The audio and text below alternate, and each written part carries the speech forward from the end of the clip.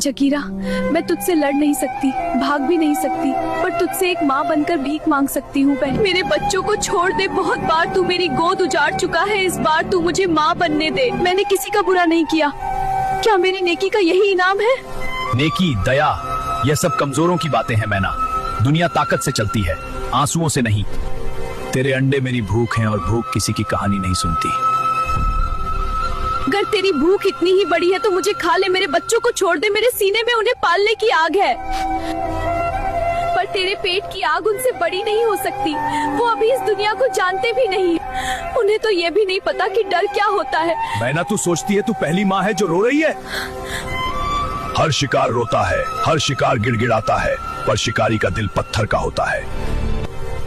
पत्थर भी टूट जाते हैं जगीरा, पर माँ का दिल नहीं टूटता, वो बस चुप हो जाता है। अगर तू आज मेरे बच्चों को खा गया तो याद रखना, तू सिर्फ अंडे नहीं खाएगा, तू एक माँ की आखिरी उम्मीद खाएगा। अगर भगवान कहीं होता है ना जगीरा, तो वो आज तुझे देख रहा होगा। आज तू तय करेगा कि तू सिर्फ शिकारी है या किसी माँ के लिए भगवान।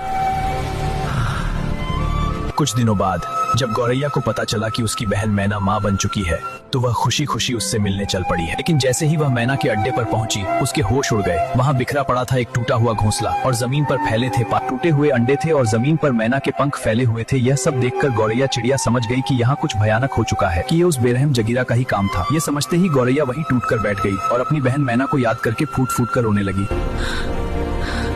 जगीरा, तूने अच्छा नहीं किया। इतना कहकर वह रोती हुई वहाँ से चल पड़ी। रास्ते में एक नागिन माँ ने गौरैया को रोते हुए देखा और बोली, बहन, तुम क्यों रो रही हो? गौरैया चिड़िया ने अपनी बहन मैना की पूरी कहानी उसे सुना दी। इस बेरहम जगीरा का कुछ करना होगा ताकि किसी और माँ की गोद न उजड़ सके। नागिन गौरैया चिड़िया को साथ लेकर पक्षी राज के पास गई। क्या पक्षी राज बदला ले पाएगा या जगीरा की बेरहमी फिर एक नई तबाही लाएगी? सच जानना चाहते हो तो कमेंट में लिखो। पार्ट 3